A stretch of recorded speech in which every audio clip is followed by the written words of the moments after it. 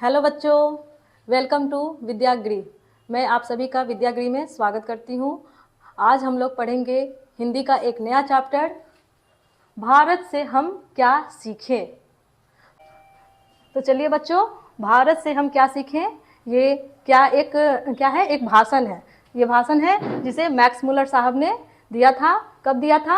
जब सिविल सेवा में चयनित अंग्रेज जो लोग थे, उन लोग की एक सभा थी, उसी में मैक्स मुलर साहब ने उन्हीं अंग्रेजों के स्वागत में ये भाषण लिखा था और उसी भाषण को आज हम लोग पढ़ रहे हैं। तो चलिए सबसे पहले हम लोग मैक्स मुलर साहब का एक सामान्य परिचय लेते हैं। इनका पूरा नाम फ्रेडरिक मैक्स मुलर। क्या है इनका पूरा नाम? Friedrich Max Muller. तो ऑब्जेक्टिव में कभी क्वेश्चन भी ऐसा पूछ सकता है कि मैक्स मुलर का पूरा नाम क्या है, तो आप लोग बोलेंगे फ्रेडरिक मैक्स मुलर। ठीक है। इनका जन्म 6 दिसंबर 1823 ईस्वी को जर्मनी, कहाँ हुआ था? जर्मनी में डेसाउ नामक नगर में। तो मैक्स मुलर का जन्म कहाँ हुआ था?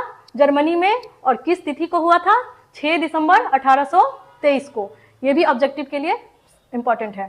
और इनकी मृत्यु 28 अक्टूबर 1900 ईस्वी को हो गई थी। ठीक है। इनके पिता का नाम विल्हेम मुलर और माता का नाम एडेलहेड मुलर। तो पूछेगा अगर कि मैक्स मुलर के पिताजी का क्या नाम है या मैक्स मुलर के पिता कौन है, तो क्या बोलेंगे? विल्हेम मुलर। ये भी ऑब्जेक्टिव में पूछा गया है। ठीक है। तो इनके माता पिता हो गए। अब मैक्स मुलर साहब 4 वर्ष के ही थे तो इनके पिता की मृत्यु हो गई थी। ठीक। और इनके परिवार में सब चीज़ बहुत, पिता की मृत्यु हो गई तो परिवार पे असर पड़ता है, बहुत दिक्कत हो गया था।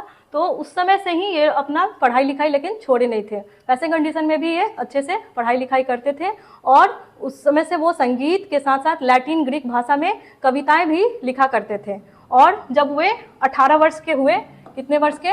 18 वर्ष के हुए, तो उन्होंने संस्कृत की पढ़ाई शुरू की थी लिपजिंग विश्वविद्यालय से।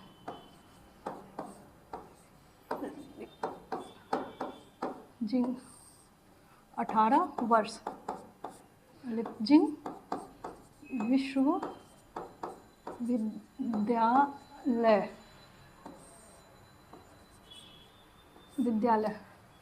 जब ये 18 वर्ष के हुए थे तो इन्होंने किसकी पढ़ाई शुरू की थी? संस्कृत की। ये तो जर्मनी में पैदा हुए थे तो ये जर्मन थे और लैटिन और ग्रीक भाषा भी जानते थे, लेकिन इन्होंने संस्कृत भी पढ़ना शुरू किया था। 18 वर्ष की उम्र में लिपजिंग विश्वविद्यालय में एडमिशन लिया था और संस्कृत पढ़ना शुरू किया था। और जब संस्कृत पढ़े, संस्कृत के बारे में जानते थे, तो ये 1841 ईस्वी में हितोपदेश का संस्कृत भाषा से जर्मन भाषा में अनुवाद किए थे। हितोपदेश हमारी भारत के ग्रंथ है, रचना है, उसका वो संस्कृत भाषा में है, उसका अनुवाद इन्होंने जर्मन भाषा में किया था। तो ये भी ऑब्जेक्टिव किया था, हो सकता है कि हितोपदेश का अनुवाद संस्कृत से जर्मन में किसने किया था? तो किसने किया था? मैक्स मुलर ने। ठीक है। और साथ ही साथ इन्होंने कट और केन नाम का जो उपन्यास है और मेघदूत, इन सब को भी जर्मन में अनुवाद किए थे। ठीक है। और ये जो इनका भाषण था, जो इन्होंने भारतीय सेवा हेतु चयनित अंग्रेजी अधिकारियों के आगमन में दिए थे, उस पूरे भाषण का हिंदी में अनुवाद कौन किए थे? डॉक्टर भवानी शंकर त्रिवेदी। कौन किए थे? डॉक्टर भवानी शंकर त्रिवेदी ने मैक्स मुलर द्वारा दिए हुए भाषण का हिंदी में अनुवाद किया था, जिसे हम लोग आज पढ़ेंगे। ठीक है। तो ये भी ऑब्जेक्टिव क्वेश्चन आ सकता है कि मैक्स मुलर जो भाषण दिए थे उसका हिंदी में अनुवाद किसने किया था? तो क्या आंसर होगा? डॉक्टर भवानी शंकर त्रिवेदी। इन्होंने हिंदी में उसका अनुवाद किया था। और स्वामी विवेकानंद ने इन्हें वेदांतियों का वेदांती भी कहा था। क्या कहा था? वेदांतियों का भी वेदांती। तो वेदांतियों का भी वेदांती किसे कहा जाता है? तो इसका भी आंसर हो जाएगा मैक्स मुलर। या एक और ऑब्जेक्टिव क्वेश्चन इस पे बन सकता है, स्वामी विवेकानंद ने किसे वेदांतियों का भी वेदांती कहा है? तो उसका भी आंसर क्या हो जाएगा? Friedrich Max Muller. ठीक है। तो और इनको एक और उपाधि दी गई थी, नाइट की। वो उपाधि इनको महारानी विक्टोरिया के द्वारा दी गई थी। जो संस्कृत का यूरोपीय भाषा के साथ तुलना हो रहा था दोनों में, तो वहाँ तो उस समय उस सेमिनार में महारानी विक्टोरिया इनके भाषण को सुन करके इन्हें नाइट की उपाधि दी थी, जिसे इन्होंने अमान्य कर दिया था। वो नाइट की उपाधि इन्हें मान्य नहीं था, उसे इन्होंने रिजेक्ट कर दिया था। ठीक है, तो आगे अब हम लोग चैप्टर पढ़ेंगे। तो जैसे कि हमारा जो चैप्टर है उसको हम पढ़ के संक्षिप्त में आप लोग के लिए लिखे हैं और इसे हम आज पढ़ेंगे और समझाएंगे कि मैक्स मुलर साहब ने हमारे भारत के बारे में क्या क्या भाषण में बोला था। ठीक है, तो चलिए चलते हैं, पढ़ते हैं। लेखक का मानना है, यानी मैक्स मुलर साहब का मानना है कि संसार में भारत एक ऐसा देश है जो सर्वविध संपदा प्राकृतिक सौंदर्य से परिपूर्ण है।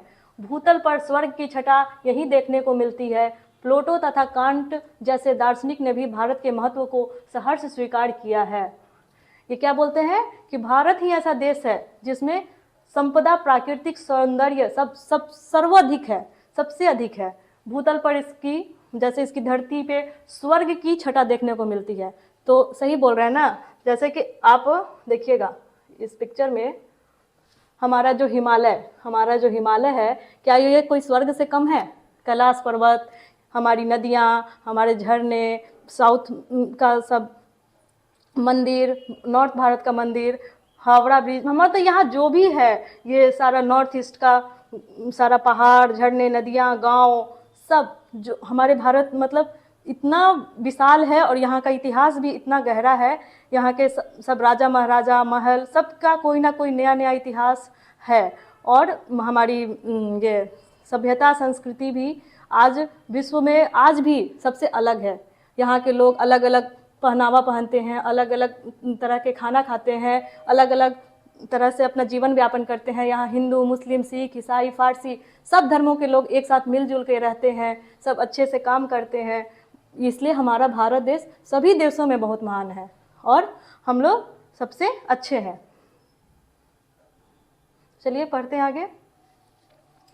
जैसे कि यूनानी, रोमन तथा सेमेटिक जाति के यहूदियों की विचारधारा में ही सदा अवगाहन करते रहने वाले यूरोपियनों के विश्वव्यापी एवं संपूर्ण मानवता के विकास का ज्ञान भारतीय इतिहास में ही मिला है।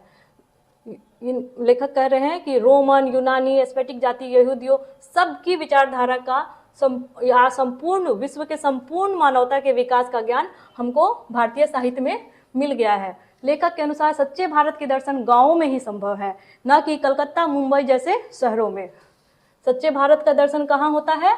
गांव में, नहीं कि कलकत्ता, मुंबई जैसे शहरों में। तो जैसे कि आप देखिए यहाँ एक और छवि है गांव की। हमारा ये भारत गांव है। आप कहीं पे भी देखिएगा, किसी भी राज्य का जो गांव है, किसी भी राज्य में जितने भी तरह के गांव हैं, वो सब गांव अपने आप में एक मनोरम छवि लिए हैं। गांव में जितने मेल मिलाप से सब रहते हैं, जितने एक दूसरे को समझते हैं। कोई किसी के घर में एक गेस्ट आ गया तो लगता है सबके घर में गेस्ट आए हैं, पहुना को ये खिलाइए, वैसे रखिए, ये करिए, सब देख रेख करते हैं। लेकिन शहर में आइए तो आप अपने घर में रह रहे हैं, बगल वाले को भी आपको नहीं पता चलेगा कि आप कब आए, कब गए, कैसे रह रहे हैं, आप बीमार हैं, नहीं बीमार है, कुछ ध्यान नहीं देता है लोग। लेकिन गांव में अभी भी देखिए सब एकदम प्रेम से मेल जुल के रहते हैं। वहाँ का किसी को झगड़ा झंझट जिस तरह का सब चीज़ सब गांव में ही निपटा लेते हैं, अपना एक दूसरे से सुलह कर लेते हैं। यहाँ की खेती, यहाँ का नया अच्छा खेत से उपजाएं, ताज़ा ताज़ा खाएं, ये सब क्या शहर में थोड़ी मिलता है। तो सबसे मधुर और मनोरम भारत हमारा गांव में ही दिखता है। ठीक है, कोलकाता, मुंबई जैसे शहरों में नहीं दिखता है। यहाँ प्राकृतिक सौंदर्य है, कहाँ पे? गांव में। और भारत में भी यहाँ प्राकृतिक सौंदर्य है, खनिज भंडार है, कृषि की महत्ता है। हमारा भारत कृषि प्रधान देश है, यहाँ सबसे ज़्यादा हम कृषि पर निर्भर करते हैं। तो हमारे देश में कृषि की भी महत्ता है। यह तपस्वियों की साधना भूमि, जन्मभूमि, कर्म भूमि रही है। यहाँ बहुत सारे तपस्वी हैं, भगवान बुद्ध भी हमारे भारत से ही हैं, यहीं पे उन्होंने तप करके अपना साधना पूरा किया था। और भारत में अनेक विदेशी सिक्कों का विपुल भंडार था। ईरानी, केरियन, थ्रेशियन, पार्थियन, यूनानी, मैकेडेलियन, शाको, रोमन और मुस्लिम शासकों के सिक्के यहाँ प्रचुर मात्रा में मिले थे। वो बताते हैं कि भारत में बहुत सारे देशों के सिक्के मिले थे। क्यों मिले थे?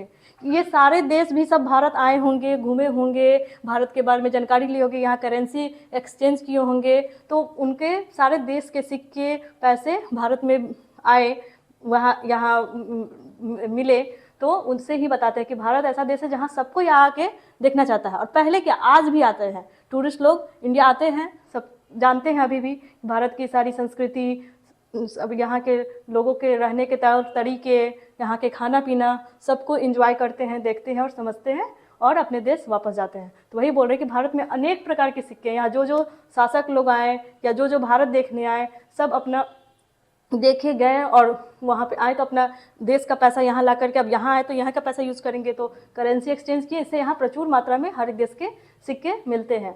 दैवत विज्ञान, कहावतों, कथाओं का महासागर रूप भारत में देखने को मिलता है। और यहाँ पे बहुत सारे कहानी, कथा, सबका, भूत प्रेत, ये सब चीज़ मिल जाएगा। नानी दादी की कहानियाँ, भूतों में विश्वास रखना, झाड़ फूक, मतलब हर तरह की विविधता है यहाँ पे।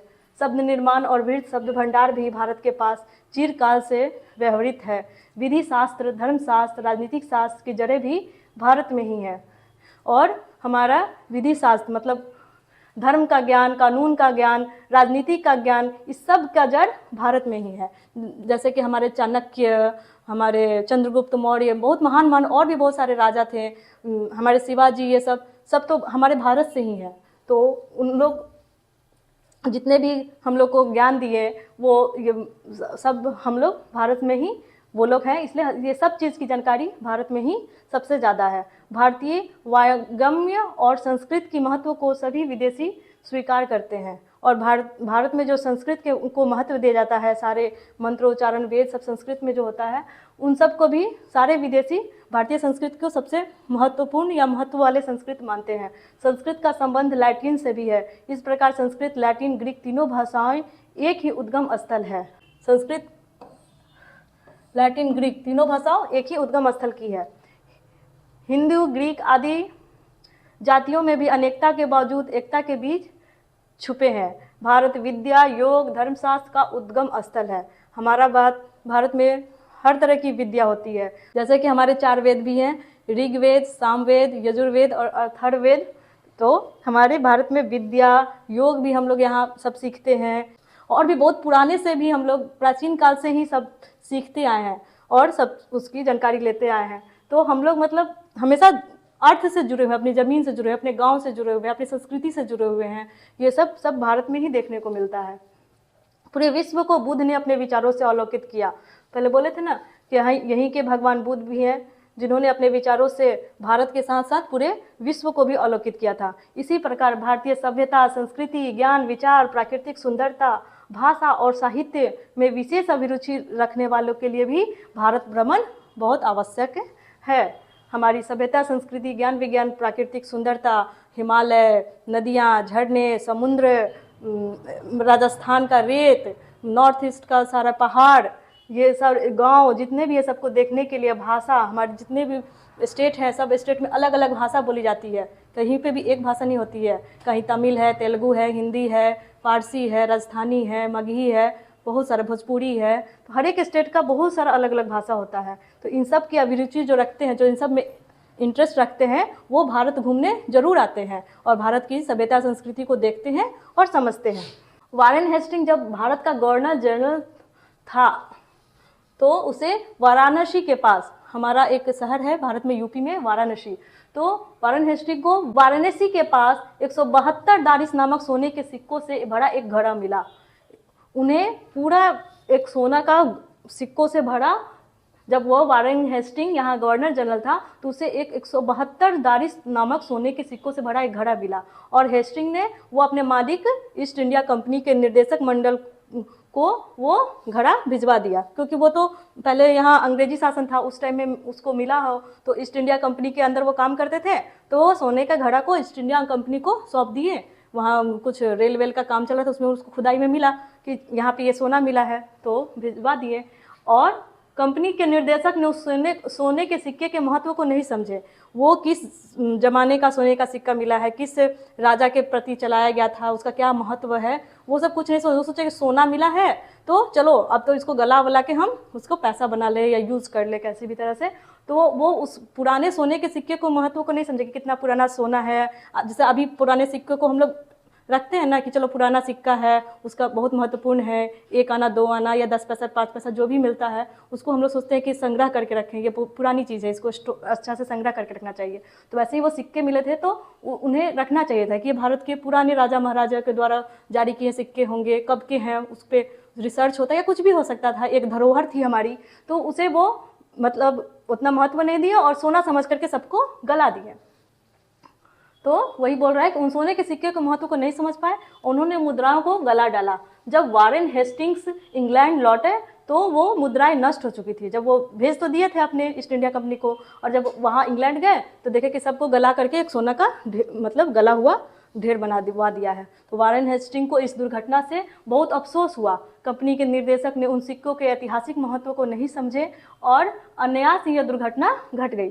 ठीक है, वारेन हेस्टिंग उन सिक्कों की ऐतिहासिक महत्ता को नहीं समझे और कंपनी के निर्देशक की नासमझी पर वारेन हेस्टिंग दुखित थे। अंत में लेखक अपने हार्दिक उदार प्रकट करते हुए कहते हैं कि भारत की प्राकृतिक एवं सांस्कृतिक सौंदर्य संपन्नता को जानने के लिए अभी न जाने कितने स्वप्रदर्शियों की आवश्यकता है। सर जोन्स ने जब सूर्य को अरब सागर में, ठीक है पहले यहाँ तक समझा देते हैं, तो वो सिक्के नष्ट हो गए तो उनके बहुत दुख हुआ था। तो उसके बाद वो बोलते हैं मैक्स मुलर साहब कि भारत में अभी भी उसकी प्राकृतिक सांस्कृतिक सौंदर्य और संपदा को जानने के लिए न जाने अभी भी कितने लोगों को इसके विषय में रिसर्च करने की, देखने की, इसको समझने की आवश्यकता है। सर जॉन्स ने जब सूर्य को अरब सागर में डूबते देखा तो उनके पीछे इंग्लैंड की मधुर स्मृतियाँ तथा उनके सामने भारत की आशा जगमगा रही थी। जब सर जॉन्स भारत आ रहे थे अरब सागर के थ्रू, तो वो इंग्लैंड को पीछे छोड़ रहे थे, तो उस अरब सागर में डूबते हुए सूर्य को देखा और वो जब कलकत्ता के तट तक आ गए, उनको भारत दिखा तो उनको इंग्लैंड की मधुर स्मृतियाँ तो नज़र आ ही रही थी कि इंग्लैंड में क्या था, लेकिन इंग्लैंड से भी ज़्यादा उनको भारत में जगमगा रही भारत की आशा दिख रही थी कि भारत में क्या क्या है, कितना सारा है, सबको हम देखेंगे, जानेंगे, समझेंगे। तथा अरब सागर के शीतल मंद हवा के झोंकों ने उन्हें झुला रहे थे। और अरब सागर से नाव में जब वो थे अपने जहाज़ में, तो अरब सागर में जो उनके शीतल हवा आ रही थी उससे वो इंडिया को फील कर रहे थे, महसूस कर रहे थे कि इंडिया जा रहे हैं, इंडिया में क्या क्या देखेंगे, समझेंगे, उसके लिए उनको बहुत अच्छा लग रहा था। इस प्रकार सर विलियम्स ने कलकत्ता पहुंचने के बाद पूर्वी देश के इतिहास और साहित्य के क्षेत्र में एक से बढ़कर एक शानदार कार्य किए। इसी प्रकार सर विलियम्स जब कलकत्ता पहुंच गए तो पूर्वी देश के इतिहास में, इंडिया का जो ईस्ट वाला भाग है, उसके इतिहास साहित्य के क्षेत्र में एक से बढ़कर एक शानदार काम किए। फिर भी यह सोचकर निराश नहीं होना चाहिए कि गंगा और सिंधु के मैदानों में अब उनकी खोज के लिए कुछ भी शेष नहीं है। ठीक है, तो जैसे मैक्स मुलर साहब ये कहानी बताएं तो उनका यही कहना था कि भारत में बहुत सारी सभ्यता, संस्कृति, मतलब हर चीज़ बहुत प्रचुर मात्रा में है, जिसको आज भी लोग चाहें तो आकर के देख सकते हैं। आज भी भूगर्भ शास्त्र में जो इच्छा रखते, इंटरेस्ट रखते हैं, वो इंडिया में आकर के नालंदा के खंडहर को देख सकते हैं, कैसे मिट्टी में दबा हुआ एकड़ों का ज़मीन में बसा नालंदा का खंडहर दबा हुआ है और उसे खुदाई के जरिए थोड़ा थोड़ा निकाला हुआ है। बौद्ध वृक्ष जहाँ भगवान बुद्ध को ज्ञान की प्राप्ति हुई थी, वो बौद्ध वृक्ष आज भी यहाँ हमारे बिहार के बोधगया में कैसे हरा भरा खड़ा है। जब हमारा नालंदा विश्वविद्यालय था तो उसमें कितने सारे ये विद्यार्थी पढ़ाई करते थे और आगे बढ़ते थे। ये सब हमारा भारत का ही गौरव का बात है। ठीक है, तो बस हमारे भारत को समझने के ज़रूरत है। यही वो बता रहे हैं कि भारत में क्या है, यहाँ की पूरी संस्कृति, पूरा हिमालय से लेकर के, समुद्र से लेकर के, मंदिर मस्जिद, सारे खाने, सारा कल्चर, सारा त्यौहार, सब लोगों की अलग अलग पोशाकें, अलग अलग बोलियाँ, अलग अलग वेशभूषा, ये सब हमारे भारत में ही है। विविधता, हमारे गांव, सुंदर सा गांव, शांत सा, ये सब हमारे भारत में ही है। और साथ में हमारा ये बौद्ध वृक्ष, नालंदा, ये और भी बहुत सारी किलाएँ सब भारत में ही हैं। तो इस चैप्टर में वो उन्होंने भारत को महान देश की उपाधि दिया है। ठीक है, आप लोग को चैप्टर अच्छे से समझ में आया होगा। अब आगे उसके क्वेश्चन आंसर की तरफ बढ़ते हैं। जैसे प्रश्न है, समस्त भूमंडल में सर्वविध संपदा और प्राकृतिक सौंदर्य से परिपूर्ण देश भारत है। लेखक ने ऐसा क्यों कहा? लेखक ने कहे हैं ना कि समस्त भूमंडल में सबसे अधिक संपदा और प्राकृतिक सौंदर्य से परिपूर्ण देश कौन सा है? भारत। क्यों कहे हैं? क्योंकि भारत किसी भी संपदा में अन्य देशों से कमजोर नहीं है। यहाँ हर खनिज संपदा, सब चीज़ है। भारत का सौंदर्य भी काफ़ी आकर्षक है, जैसे कि यहाँ की नदियाँ, पहाड़, झरने, हरे भरे खेत, गांव, सब बहुत ही मनमोहक है। ठीक है, समझ में आया? लेखक की दृष्टि में सच्चे भारत के दर्शन कहाँ हो सकते हैं और क्यों? सच्चे भारत के दर्शन ग्रामीण इलाकों यानी गांव में हो सकते हैं। सही बोल रहे हैं लेखक। गांव की ठंडी हवा, पेड़, वहाँ के खेत, हरियाली खेत, गांव का सब शांत घर, वातावरण, शुद्धता, वो क्या शहर में मिलेगा? शहर में दिन रात गाड़ी, बंगला, आवाज़, ये सब होते रहता है। तो वही है, सच्चे भारत के दर्शन ग्रामीण इलाकों में यानी गांव में ही हो सकते हैं, ना कि दिल्ली, मुंबई, कोलकाता जैसे बड़े शहरों में, क्योंकि असली भारत गांव में ही बसा हुआ है, क्योंकि असली आकर्षण गांव में ही है। तो कहाँ सबसे अच्छा हम लोग को मिलेगा? गांव। हम लोग भी तो छुट्टी मनाने गांव जाते हैं। भारत को पहचान सकते वाली दृष्टि की आवश्यकता किन के लिए वांछनीय है और क्यों? तो देखिए, इसका आंसर है, ईस्ट इंडिया कंपनी के निर्देशक मंडल ने वॉरेन हेस्टिंग द्वारा भेजे गए सोने के सिक्के के महत्व को नहीं समझ पाए। जब वॉरेन हेस्टिंग को जो सोना का सिक्का मिला था तो उसको ईस्ट इंडिया कंपनी को भेजे थे, लेकिन वो उस महत्व को नहीं समझ पाए थे और उस सबको गला डाले थे। उन्होंने उन मुद्राओं को गला डाला। ऐसी सोच रखने वाले लोगों को भारत की प्राकृतिक व सांस्कृतिक सौंदर्य संपदा को जानने की आवश्यकता है। जो लोग को पता ही नहीं है कि ये पुराने सिक्के या जो पहले के बनाए हुए जो भी संस्कृति है उसको मट्टी के समान कोई वैल्यू नहीं देता है, तो वैसे लोगों को भारत की प्राकृतिक सांस्कृतिक सौंदर्य संपदा को और भी समझने की जरूरत है। लेखक ने किन विशेष क्षेत्र में अभिरुचि रखने वालों के लिए भारत का प्रत्यक्ष ज्ञान आवश्यक बताया है? भारत विद्या, योग, धर्म दर्शन का उद्गम स्थल है। भारत में विद्या का भी बहुत अच्छा स्थान है। हमारे आर्यभट्ट वो भी भारत से ही हैं। योग में भी बहुत अच्छा है, धर्म दर्शन में भी। यहाँ हर एक धर्म के लोग रहते हैं और बहुत अच्छे से प्रेम से रहते हैं, और सबका यहाँ मंदिर, मस्जिद, सब चीज़ है, गुरुद्वारा सब है। पूरे विश्व को बुद्ध ने अपने विचारों से आलोकित किया था, और यहाँ भगवान बुद्ध भी यहीं से थे और उन्होंने पूरे विश्व को अपने विचार दिए थे। इस प्रकार भारतीय सभ्यता, संस्कृति, ज्ञान विज्ञान, प्राकृतिक सुंदरता, भाषा और साहित्य में विशेष अभिरुचि रखने वालों के लिए भारत भ्रमण आवश्यक है। ठीक है। लेखक ने वॉरेन हेस्टिंग्स से संबंधित किस दुर्भाग्यपूर्ण घटना का हवाला दिया है और क्यों?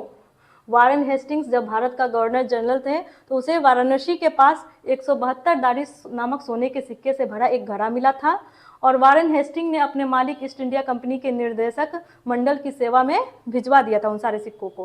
कंपनी के निर्देशक ने उन सिक्कों को महत्व नहीं समझा पाए और गला दिया। तो ये वॉरेन हेस्टिंग के लिए बहुत ही दुर्भाग्यपूर्ण घटना थी कि वो सिक्के के महत्व को नहीं समझे और उसे गला करके एक सोने का ढेर बस बना दिए। भारत की ग्राम पंचायत को किस अर्थ में और किन के लिए लेखक ने महत्वपूर्ण बतलाया है, स्पष्ट करें। तो ग्राम पंचायतें ग्रामीण जनता के लिए स्थानीय स्तर पर प्रशासन, विकास और समस्याओं के समाधान का आधार है। जितनी सारी समस्याएं उत्पन्न होती है, बाढ़ आया, सुखाड़ आया, जो भी है, उस सब की देखरेख ग्राम पंचायत के द्वारा ही किया जाता है। तो ग्रामीण लोगों के लिए ग्राम पंचायत बहुत जरूरी है।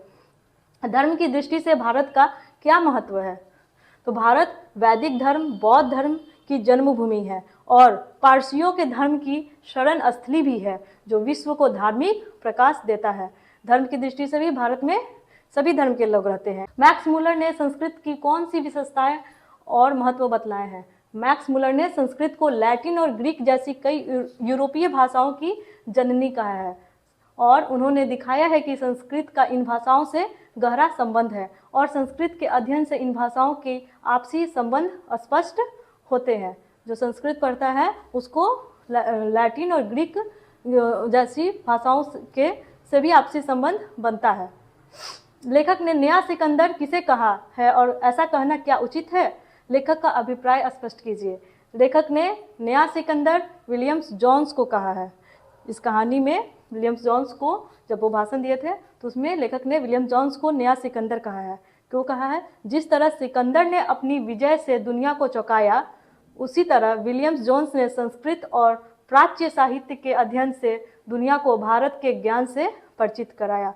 उसी तरह विलियम जोन्स संस्कृत और प्राच्य साहित्य पढ़ के पूरी दुनिया को भारत के ज्ञान से परिचित कराए थे।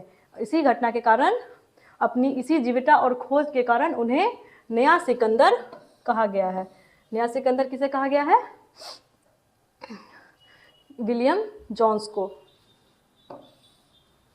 ठीक है, चलिए, तो यहाँ पे ये चैप्टर कंप्लीट हुआ और हम लोग पूरे चैप्टर को पढ़े भी, समझे भी और क्वेश्चन आंसर भी कर लिए। अब यहीं रहने देते हैं, आगे फिर नया एक चैप्टर से फिर मिलेंगे। तब तक के लिए बाय बाय।